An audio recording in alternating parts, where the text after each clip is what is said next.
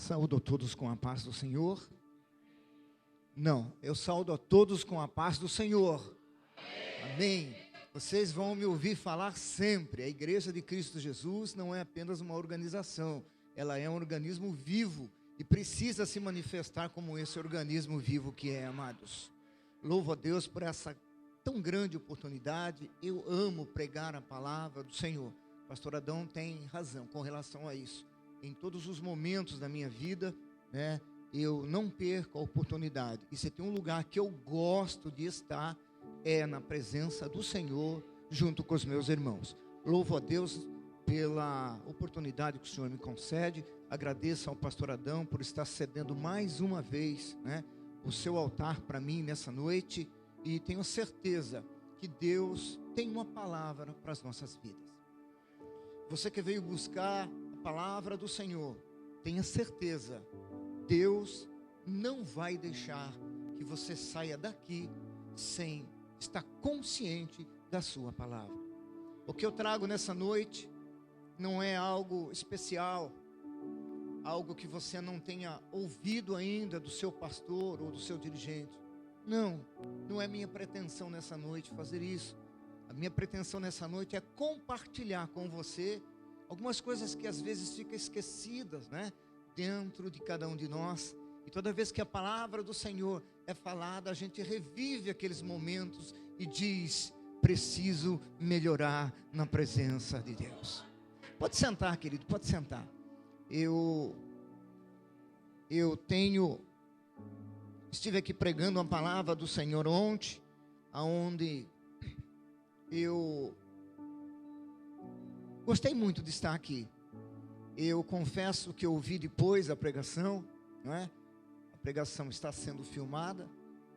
E eu vi depois a pregação e eu me impactei com determinadas coisas que Deus me usou para falar aqui, aleluia, ontem. E foi algo que, confesso aos irmãos, eu fiquei impactado. Falei, irmão, mas eu não falei isso. Não é possível que eu tenha falado isso, né? Mas estava ali registrado, com certeza eu falei. Então quem esteve aqui ontem pôde ouvir a palavra de Deus. Se você veio aqui com esse intuito nessa noite, com certeza você vai levar para sua casa aquilo que você veio buscar. Se você veio buscar algo especial, é isso que você vai levar. Se você veio buscar alguma coisa, você vai levar alguma coisa. Mas se você não veio buscar nada, obviamente você não vai levar nada. E antes de eu ler o texto, deixa eu te falar uma coisa. Não venha para a casa do Senhor usando o teu intelecto, usando a tua razão. Não faça isso. Você não vai levar nada e não vai entender nada. E por que eu digo isso? Pastor, tem apoio na Bíblia para isso? Tenho.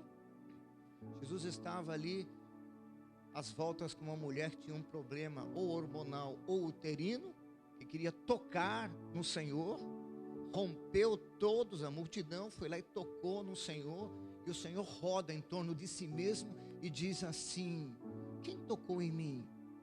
Alguém me tocou de forma diferente, porque eu senti que de mim saiu virtude para curar. Pedro, que tinha uma visão racional, diz o quê? Mestre, a multidão te aperta, a multidão te oprime, tem tantas pessoas aqui, qualquer um podia ter tocado. Jesus olha: não, Pedro, alguém me tocou de forma diferente. Visão racional. Se você veio aqui com a tua visão racional, você não vai entender. A obra de Deus não é para você raciocinar, é para você sentir. E eu gostaria que houvesse koinonia. E o que é koinonia? É uma palavra grega que quer dizer comunhão entre o que eu falo e você que ouve. Por favor, se você sentir que a palavra do Senhor está te impactando, está falando com você, deixa eu te dizer uma coisa. O mesmo caminho que sobe o teu glória a Deus e aleluia é o mesmo caminho que desce a tua bênção. Abra sua Bíblia comigo. Mais uma vez, como eu falei ontem, vou falar hoje. Não confie no telão. Tem alguém usando a tua espada. E espada nas mãos dos outros não te ajuda e não te salva. Manuseie a tua Bíblia. Como disse o pastor muito bem, desembanhe a tua espada da bainha. 2 Reis. É uma passagem bastante conhecida, amados. Mas é o que Deus sentou no meu coração nesse momento. Capítulo 4 do livro de 2 Reis.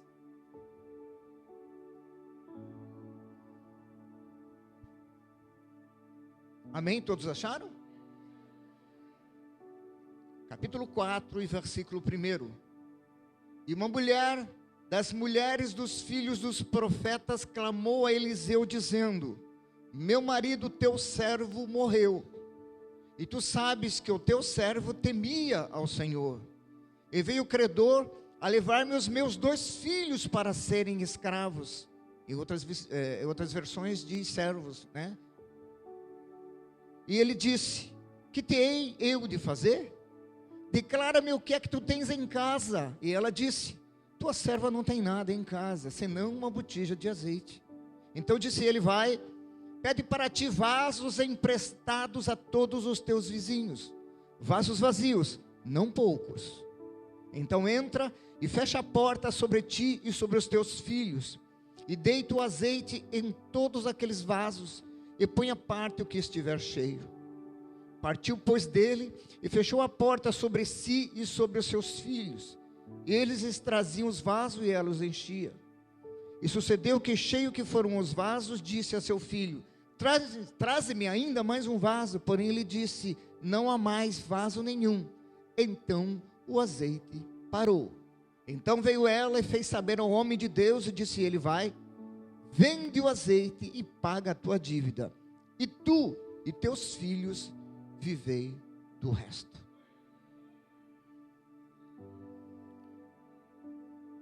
Amados, eu estava ali sentado, enquanto o pastor Adão aqui dava aquela introdução do Salmo 119, ele fala com propriedade, que eu admiro muito, né? O livro de Salmos é um livro que ele gosta muito, e eu também. Então, quando conversamos sobre isso, a conversa é boa e longa. Mas eu estava vendo quando ele falava, e eu estava em concordância com aquilo que saía da boca do nosso pastor Adão. Quando ele dizia sobre o trocar o ambiente da casa de Deus por outros lugares.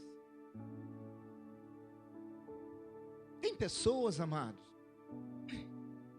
que fazem realmente isso. Não se habituaram com o ambiente do céu. Porque Paulo, escrevendo aos Efésios capítulo 2, versículo 6, diz que nós habitamos em lugares celestiais em Cristo Jesus. Se isso não é a igreja, eu não sei onde é. Então, o que eu estou dizendo com isso? Nós precisamos nos acostumar com o ambiente do céu. Se a pessoa não se preocupa, ela não se familiariza, ela não se sente em sintonia, como é que ela vai estar no ambiente do céu, amados? Se isso tudo só quer uma preparação. Se eu não me acostumo com esse ambiente, para onde é que eu vou? Vou fazer o quê?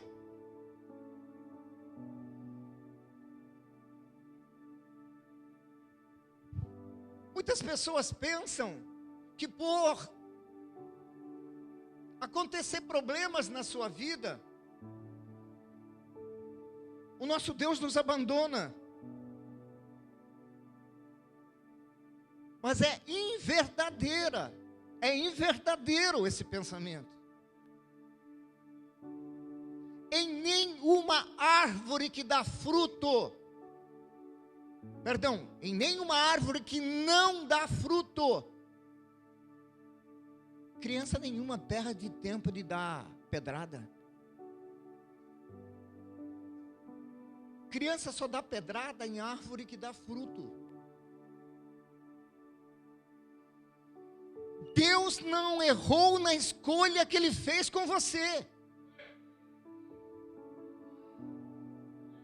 Ele não erra nas suas escolhas.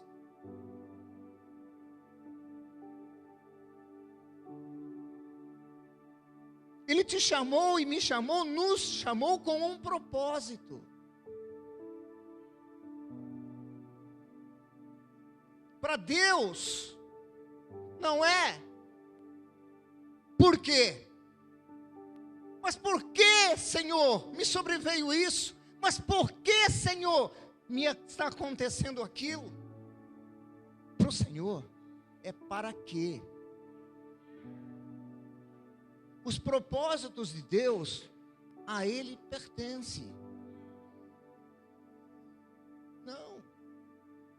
O tempo de Deus, o kairos de Deus não é o nosso. Não é. O cronos de Deus, existe uma diferença. Deus trabalha na hora certa, no tempo certo. E te coloca e me coloca no lugar certo, na hora certa. E quando nós estamos no lugar certo, na hora certa, fazendo a coisa certa, a bênção é certa. E eu creio, de verdade, você está no lugar certo nessa noite. E aquele que sonda os corações e pensamentos, ele já sabe o pedido que aí está. Mas existem pessoas que dizem: pastor, você não está na minha pele. Você não está vivendo os meus problemas.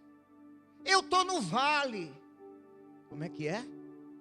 É, pastor, eu estou no vale. Onde é que está escrito isso na Bíblia?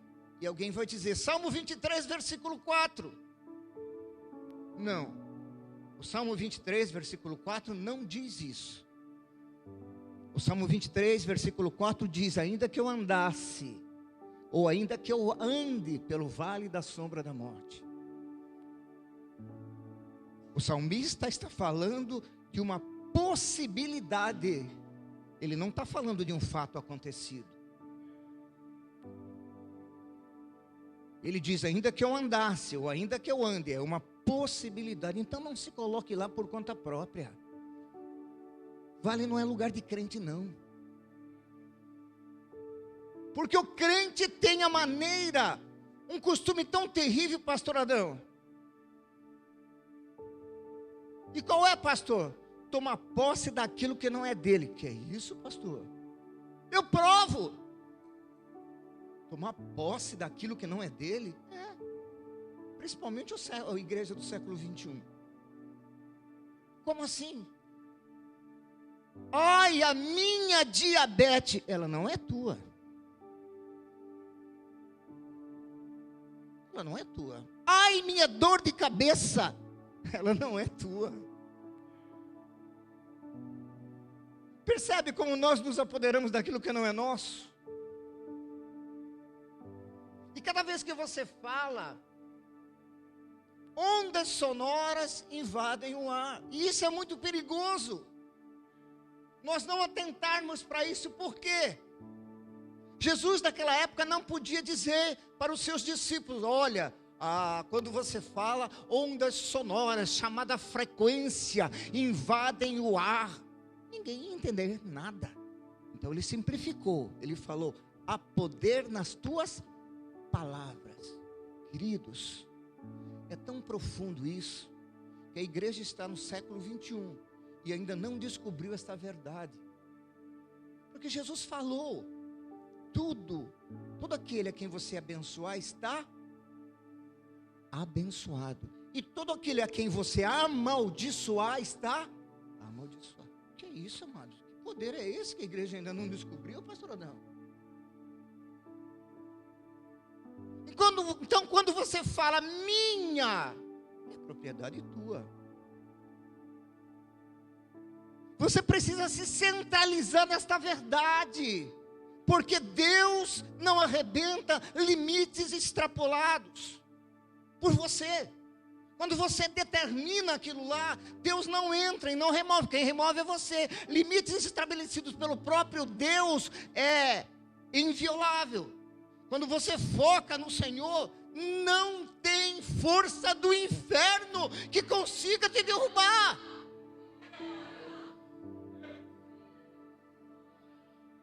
Porque você faz suas palavras dele.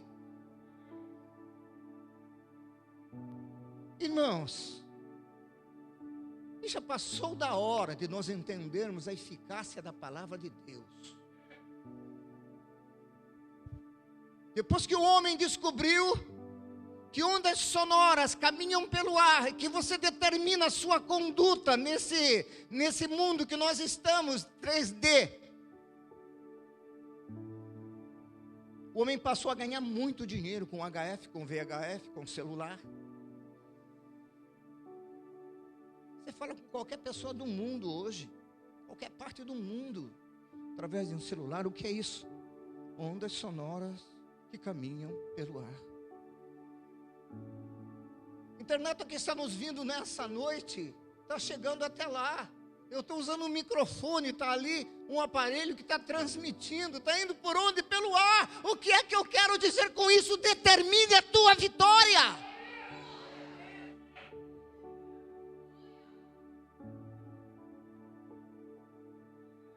Aleluia. Lemos um texto. Fiz uma narrativa aqui de um texto que você conhece bem.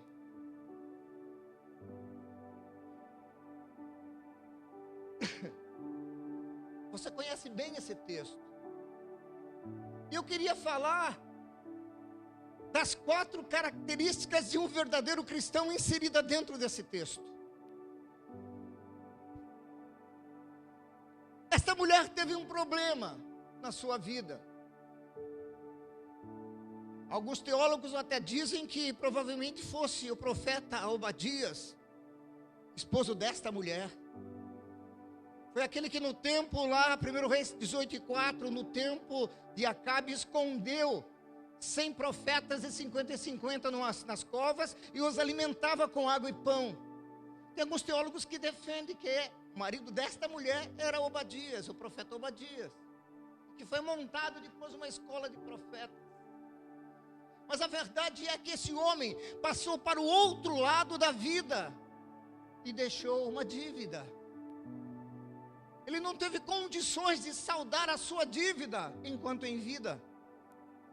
Passou para o outro lado e a dívida ficou ali para sua esposa.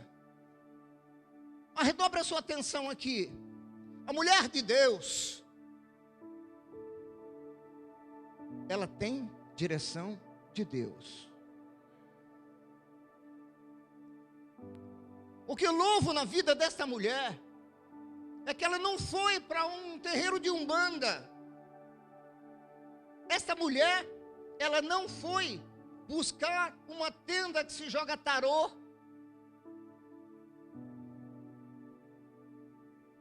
Essa mulher, ela sabia aonde encontrar a solução do problema dela.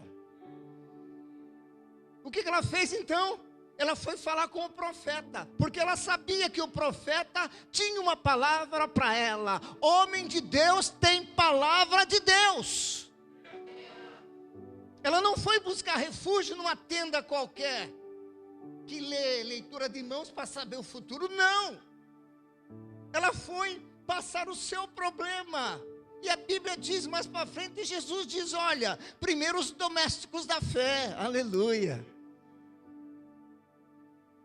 Ela então chega até o homem de Deus e diz para ele, olha, o meu marido, teu servo, temia ao Senhor, aleluia. Ele morreu, mas tu sabes que o meu marido, teu servo, temia ao Senhor.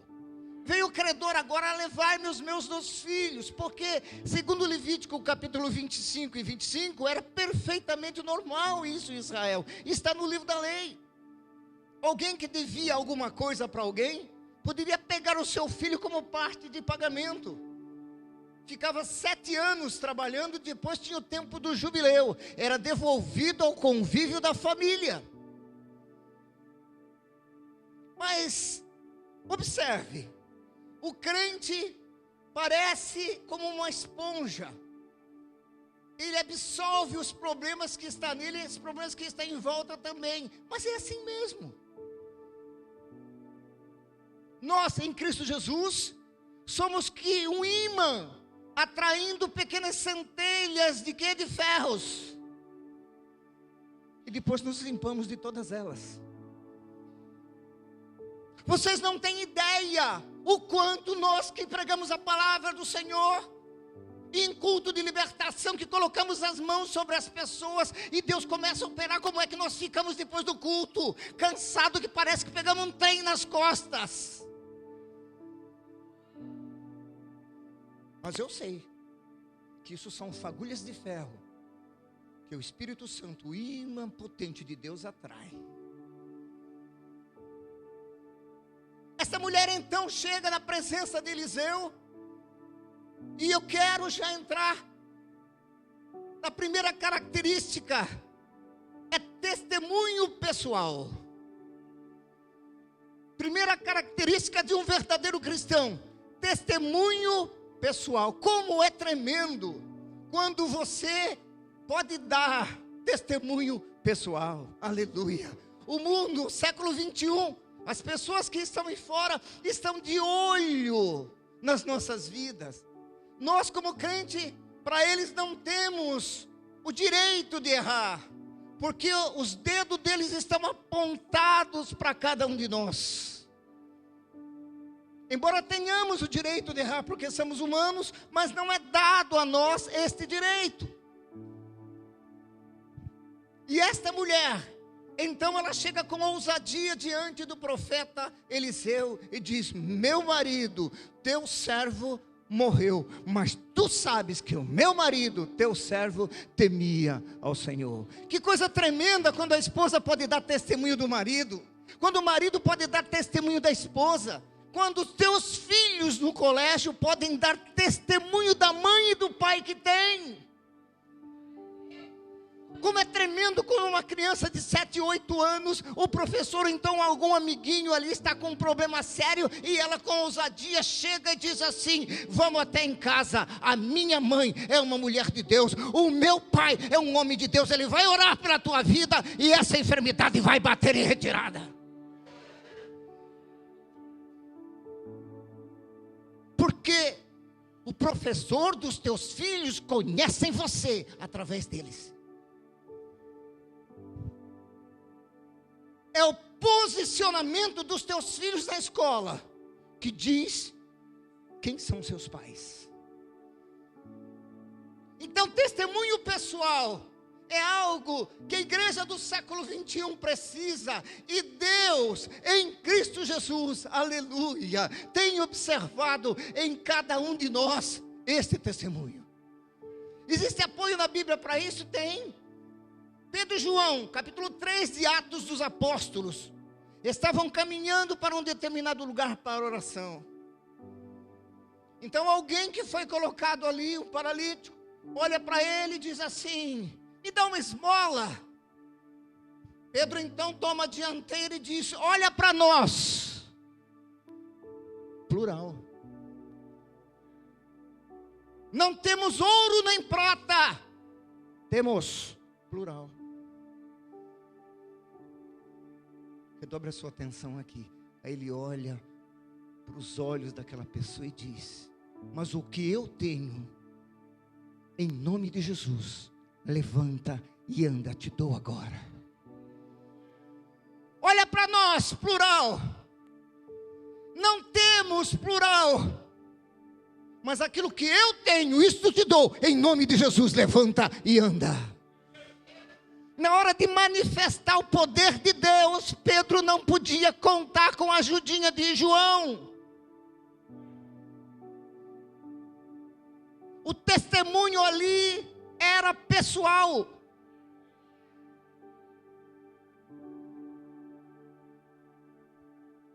Quantas vezes você já ouviu determinadas pessoas expulsando o demônio e ele olha assim: conheço a tua vida. E conhece mesmo. Então, testemunho pessoal, aleluia, é a tônica da igreja do século 21. Mais um pouquinho para frente, do capítulo 4, você vai ver esse mesmo profeta. Tem uma mulher que diz para o seu marido: tenho observado que este que passa por nós é um santo homem de Deus. Ela observava o proceder de Eliseu, que ia para o monte orar todas as vezes que passava. Ela chega para o seu marido e diz assim: meu amor, me permita, a Bíblia não diz isso, estou parafraseando, tá? Esse homem é um santo homem de Deus. Vamos construir aqui para ele um pequeno quarto, e vamos colocar ali uma cama, uma mesa, uma cadeira e um candeeiro, para que todas as vezes que ele passa por aqui, ele possa desfrutar dessa paz. Meu irmão, minha irmã, se tu tiver testemunho pessoal, aonde quer que você vá do mundo, vai ter sempre preparado para você um quarto, uma mesa, uma cama e um candeeiro. Aleluia! Ela pôde dar testemunho pessoal do seu esposo. Ela então diz o que estava acontecendo. E o profeta diz assim: mas como é que eu vou te ajudar? O que é que você tem em casa? Tua serva não tem nada em casa, senão uma botija de azeite. Me ajude a pregar nessa noite. Olhe para quem está do seu lado e diga assim: a tua bênção também está na tua casa. Me ajude, me ajude. O que é que você tem em casa? Segunda característica de um verdadeiro cristão: obediência.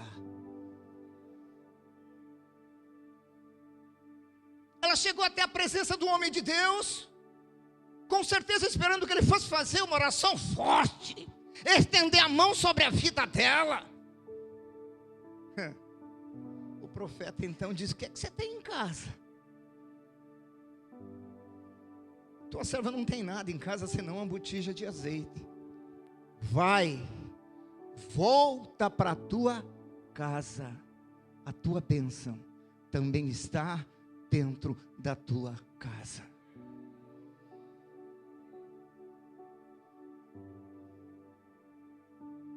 Pede para os teus vizinhos vasilhas vazias.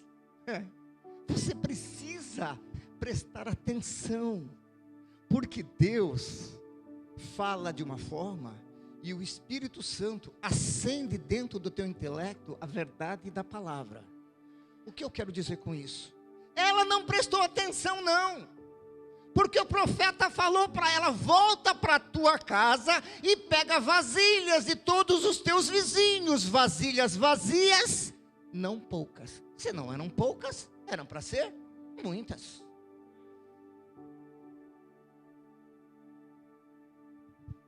Ela então vai para a sua casa, volta para a sua casa. Ah, se fosse eu, pastor Adão, eu saía dali reclamando.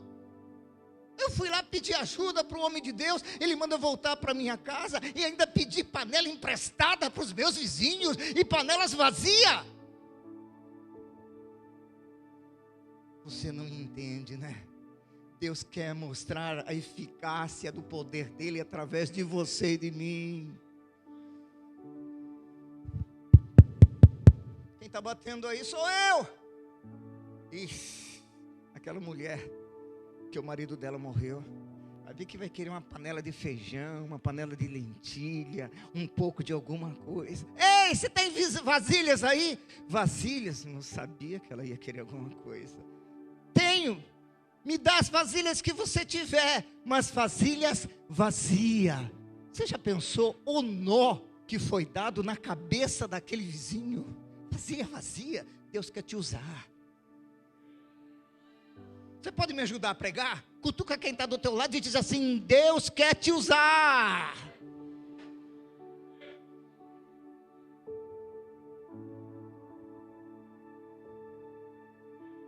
Aleluia.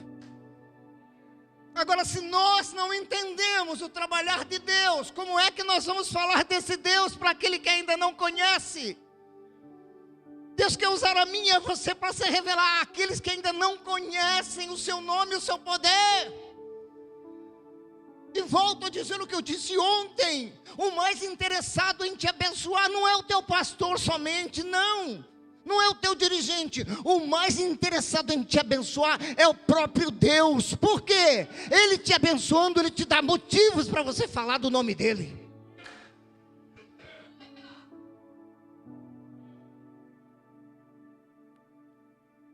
Aleluia. Volta para a tua casa. Segunda característica, como eu disse, obediência.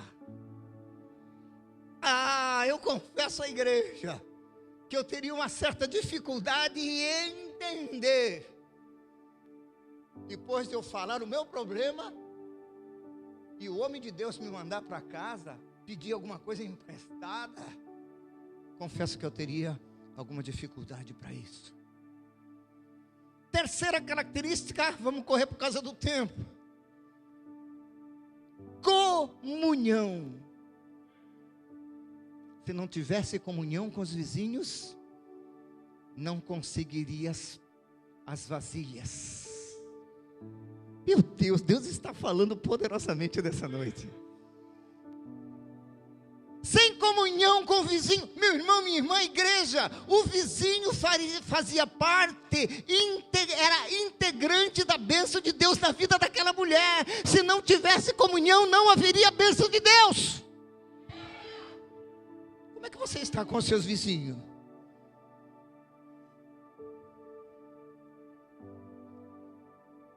Me perdoe, mas eu tenho que falar. Mesmo que o pastor Adão nunca mais me chame para estar aqui. Sabe por que essas cadeiras estão vazias? Por causa de você. Você não convidou ninguém para vir aqui hoje.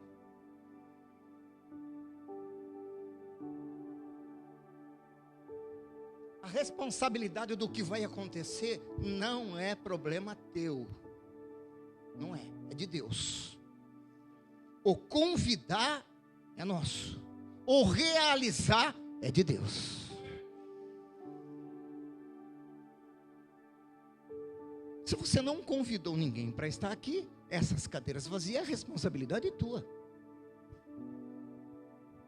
E se você tivesse dito: olha, vai ter alguém que vai estar pregando a palavra do Senhor nessa noite lá, né? E Deus tem uma grande obra para fazer na tua vida. Você não fez isso.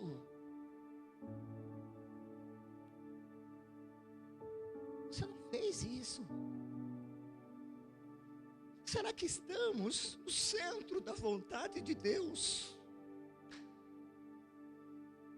A irmã falou aqui dos dízimos ainda há pouco, a missionária, e é verdade. Onde é o centro da vontade de Deus?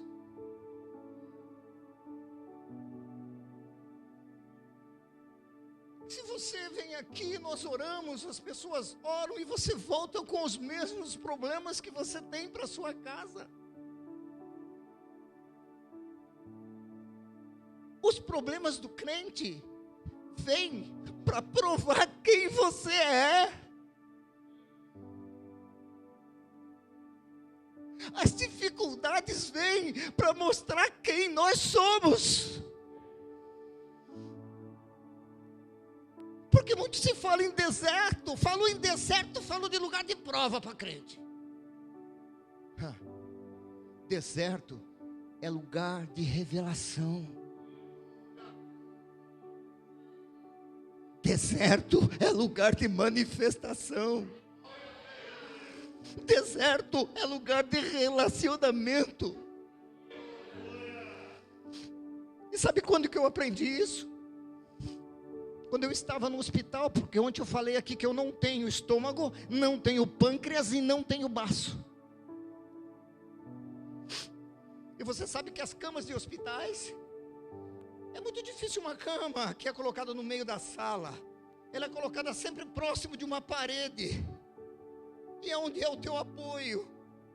Você vira para o lado assim, encosta na parede, porque para o lado de cá você não vira, porque você pode cair.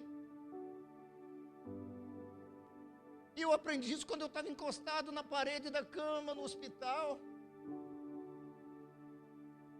Impossibilitado de sair dali, cheio de aparelhos aqui no corpo, sangue. Sabe por quê?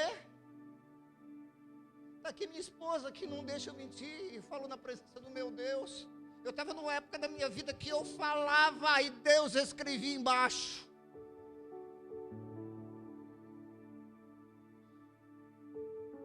De repente eu chego no médico, o médico diz para mim: Donizete, você está com metástases no estômago.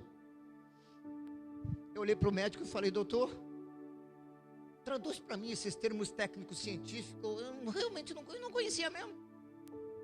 O que é metástase? Ele falou: metástase é a glândula cancerígena.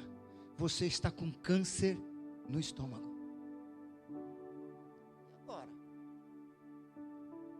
E agora?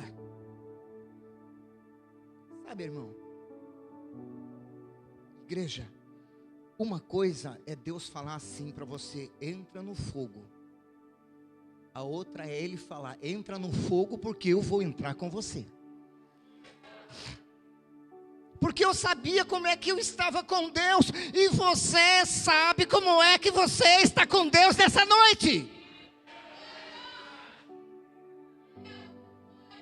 Você sabe como é que você está com Deus nessa noite. Eu estava numa época da minha vida maravilhosa. Eu ouvi uma voz que disse: filho, você vai passar pela cirurgia. Olhei para Raquel, lágrimas caíam dos olhos dela. Eu olhei para o médico e falei: o que é, doutor, que você falou? Ele falou: não falei nada, eu estou respeitando o teu silêncio. Ouvi a voz de novo que disse: filho, você vai passar pela cirurgia. Aí tirei estômago, pâncreas e baço. Falei ontem, vou falar hoje, que talvez algumas pessoas estiveram ontem aqui. Alguém aqui entre nós que tem o mínimo de conhecimento na área da saúde sabe que o pâncreas é responsável pela injeção de insulina. O ser humano que não tem o pâncreas está fadado, porque a glicemia sobe de vez ou desce de vez, levando a pessoa a óbito. Faz 22 anos que eu vivo para a glória do nome do Senhor. Aprendi a entender aquilo que Deus quer de mim. Aleluia. E o fardo do Senhor não é pesado.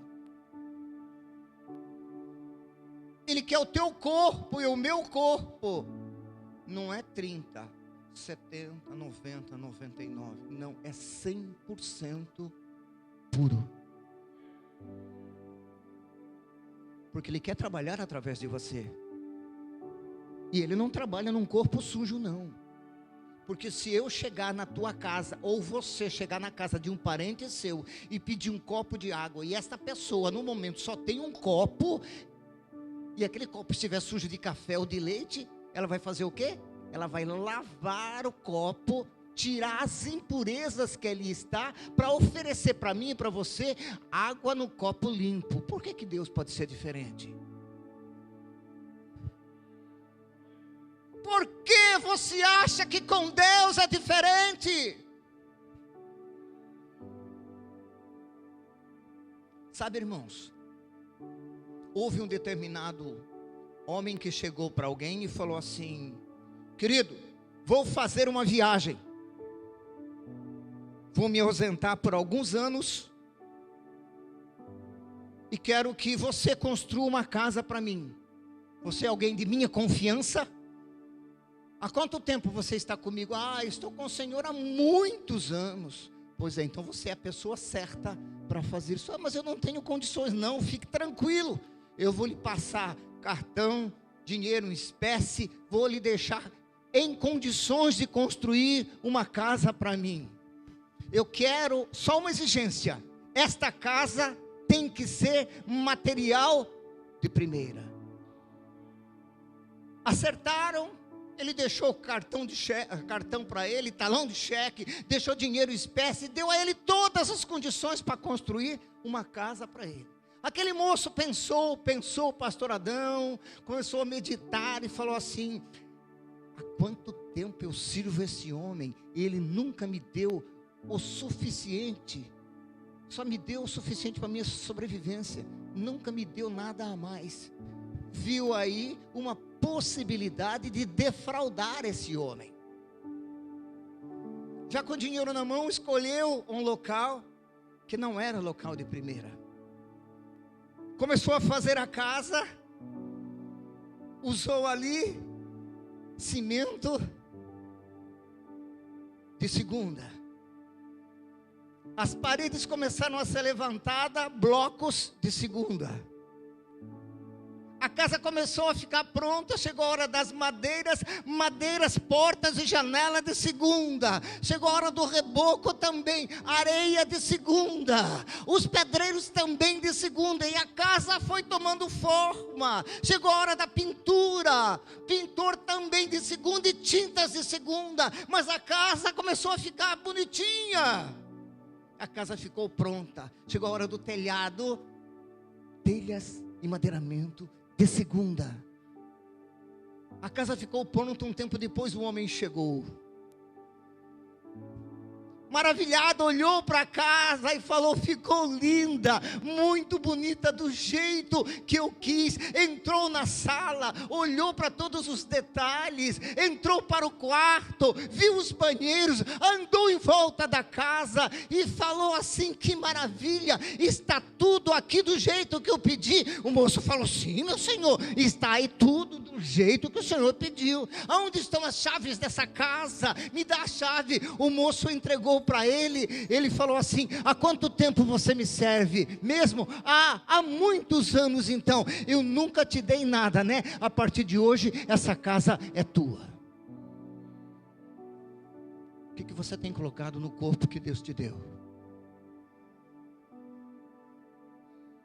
Como você tem edificado a casa que Deus te deu? Porque Ele quer morar nela através do seu Espírito.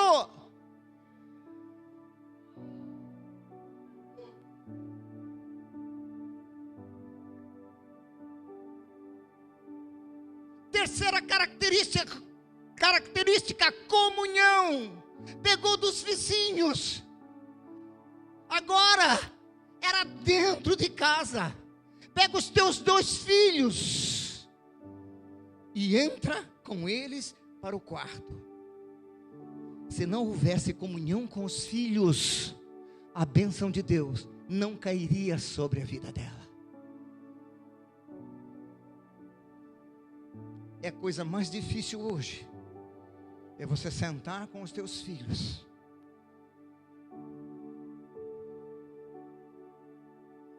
e entra para o teu quarto e fecha a porta sobre si, sobre os teus 2 filhos. É a maior figura de santificação que eu encontro no Antigo Testamento. Por quê? Entra com os teus filhos e fecha a porta do quarto. Aquelas crianças precisavam entender que o seu pai tinha ido para o outro lado, mas a sua mãe era uma mulher de Deus.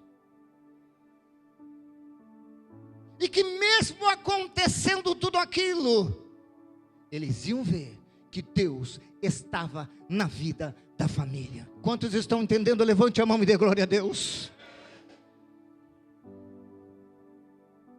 Aleluia. Entrou então e pediu ali. Eu não vou entrar no mérito aqui, que ele iria alongar, mas só uma coisa: as vasilhas que ela conseguiu tinha de 6, segundo os historiadores, de 5 a 6 litros.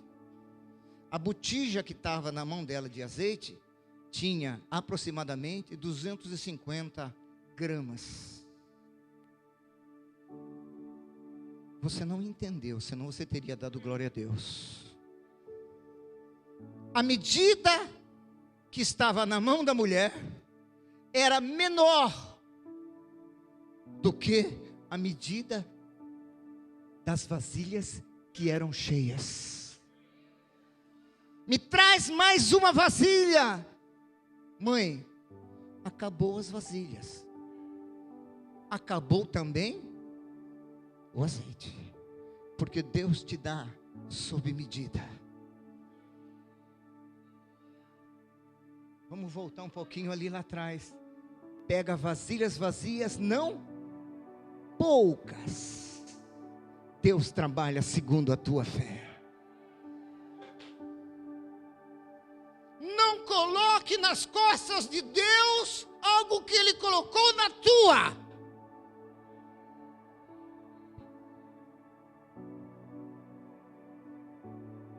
Porque o que é fé? Já vou concluir, pastor.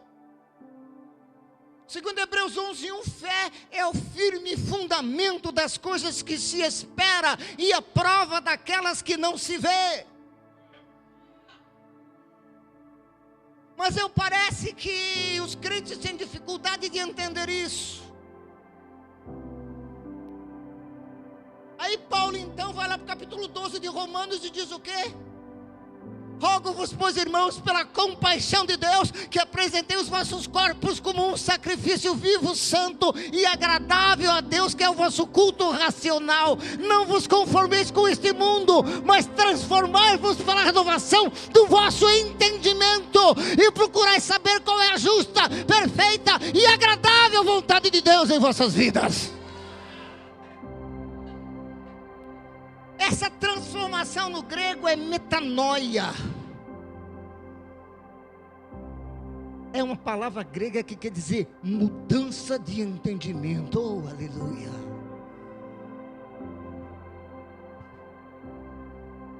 Enquanto você não entender que tem que ter uma parceria entre você e Deus, aleluia. Essa é a melhor palavra que eu defino, parceria. Porque, amados, me entenda, nós, a igreja odierna, a igreja do presente século, ela atribui a Cristo manifestações no seio da igreja, e está errado. Isso, pastor Donizete, eu vou provar para você. Tudo é Cristo. Será que é assim? Por que será que Jesus se preocupou em dizer para nós, para eles e para nós, né? Convém que eu vá, para que Ele venha. Se eu não for, Ele não virá. Quem? O Espírito da verdade, que o mundo não conhece, mas você conhece porque Ele habita em você. Amados, Jesus foi para o outro lado e deixou alguém aqui conosco. Ele não é uma influência ativa. Ele não é um sopro. Não, Ele é uma pessoa.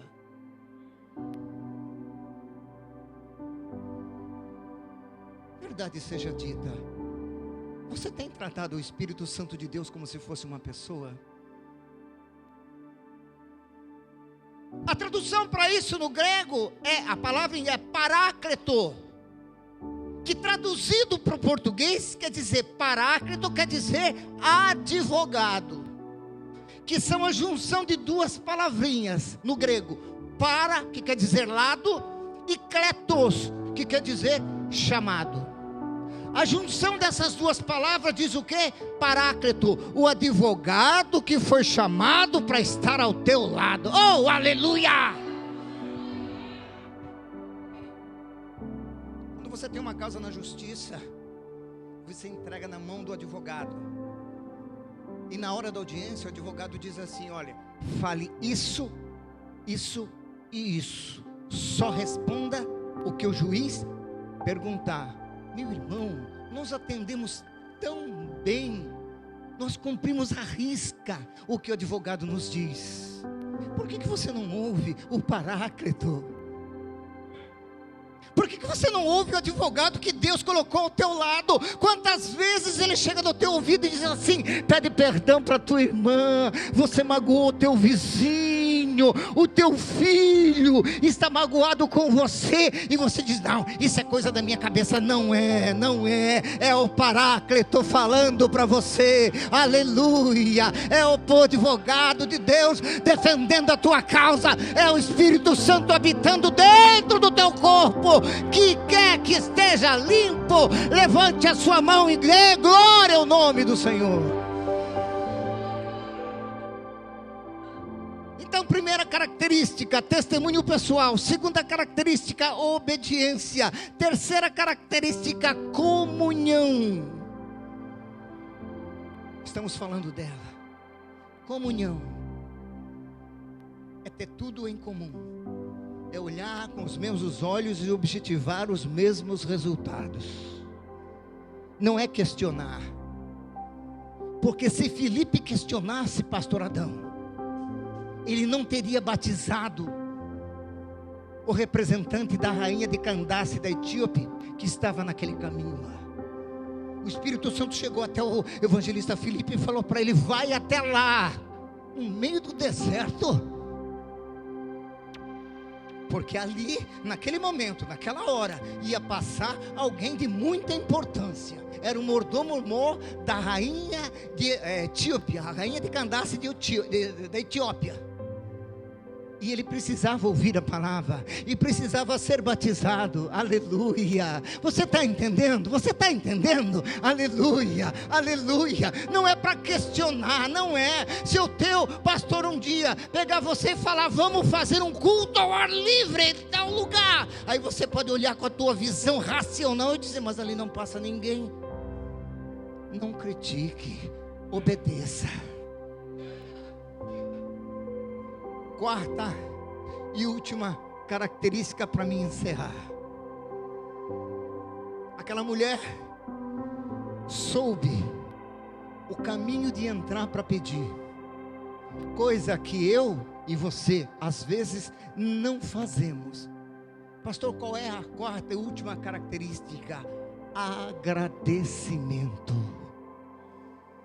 O mesmo lugar que ela entrou para pedir, ela entra agora com a bênção de Deus. Ela levou até o homem de Deus, porque a Bíblia diz que ela fez saber ao homem de Deus o que é que tinha acontecido. Meu irmão, minha irmã, o dia que Deus te abençoar em alguma coisa, pede a palavra, a oportunidade de dar o testemunho, para que a fé de outros seja edificada.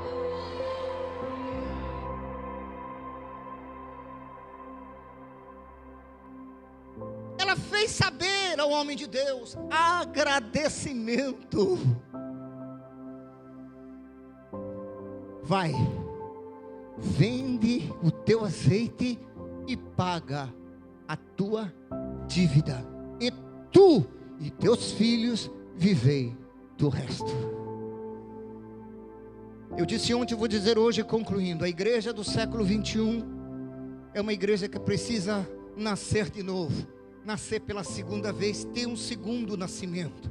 Porque aquele que nasce a primeira vez, nasce de cabeça para baixo, mas aquele que nasce a segunda vez, nasce de cabeça para cima. Aquele que nasce a primeira vez, nasce num hospital, mas aquele que nasce a segunda vez, nasce na casa de nosso Senhor Jesus Cristo. Aquele que nasce a primeira vez, nasce para ser perdedor, mas aquele que nasce a segunda vez, nasce para ser vencedor.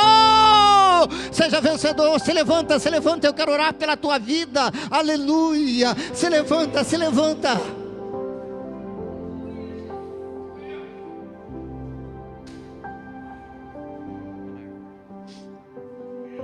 Você quer ver o retrato da igreja do século 21? Quantos querem receber uma bênção? Vem até aqui à frente. Quero aqui na frente. Aleluia. Glória ao nome do Senhor. vou te provar. Vou provar aqui o retrato da igreja do século 21. Aleluia. Glória ao nome do Senhor.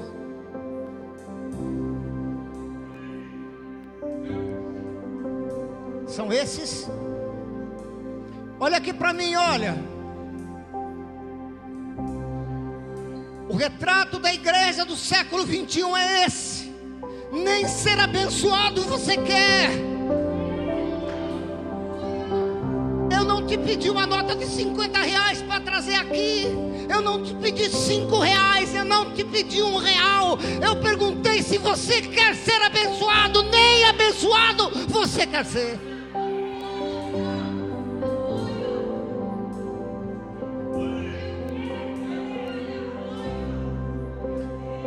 Mas aqueles que estão aqui na frente, tenham a certeza disso. A humildade de se levantar da cadeira e vir até aqui, não foi por causa desse pregador, foi porque Deus falou no teu coração.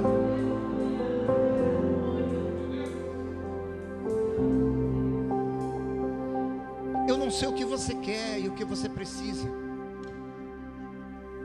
mas você ouviu nessa noite eu falar para você da liberação da palavra. Eu queria que você abrisse sua boca, baixo ou alto, como você quiser. Confesse, invada o mundo espiritual. Peça para você nessa noite. Eu não faço nada, não tenho poder, mas aquele que eu sirvo e que você crê fará maravilhas na tua vida.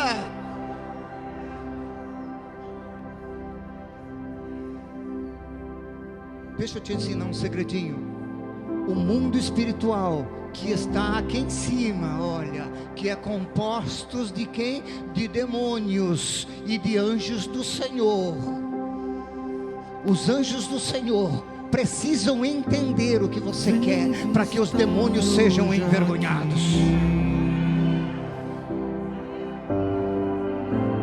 O diabo não tem autoridade, os demônios não têm autoridade.